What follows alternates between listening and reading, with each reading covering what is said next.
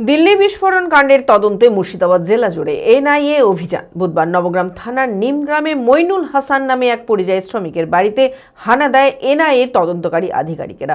দিল্লি বিস্ফোরণ ঘটনার তদন্তে এই মইনুল হাসানের ফোন নম্বরে পেয়েছে তদন্তকারীরা। এদিন তদন্তকারী আধিকারিকদের দল মইনুলের বাড়িতে তল্লাশি চালায় এবং দীর্ঘক্ষণ জিজ্ঞাসাবাদ করে। মানসিক স্বাস্থ্যের জন্য সবার আগে যে নামটি মনে ভেসে ওঠে, সুস্থ মনের ঠিকানা মনোবীক্ষণ। যোগাযোগ নাম্বার 7477799513। গত সোমবার সন্ধ্যা 6:52 ভয়াবহ বিস্ফোরণে কেঁপে ওঠে দিল্লির লালকেল্লা চত্বর। লালকেল্লা মেট্রোর 1 নম্বর গেটে দাঁড়িয়ে থাকা একটি গাড়িতে বিস্ফোরণ হয়। পরপর গাড়িতে আগুন ধরে যায়। ঘটনায় নিহত ও আহতের সংখ্যা একাধিক।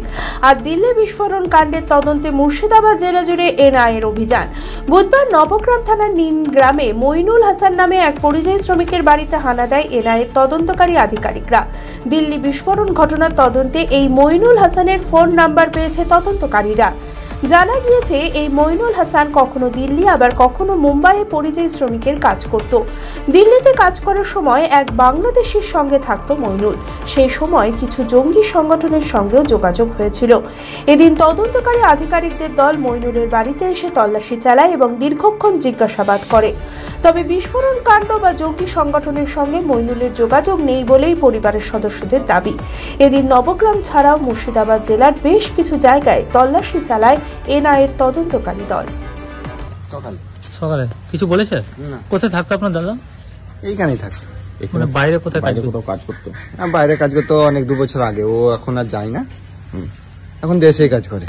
না না এইসব পুরো রং না এইসব নিয়ে না, এমনি নর্মাল হয়তো লোক এসেছিল কিছু পুছতাছ করার জন্য, ছিল বাইরে তার জন্য, কিন্তু ওইসব কোনো ব্যাপার না। না না অত কিছু আমরা দেখিনি। আমরা সকালবেলায় ঘরেই ছিলাম, এসেছিল ওর সঙ্গে সঙ্গে।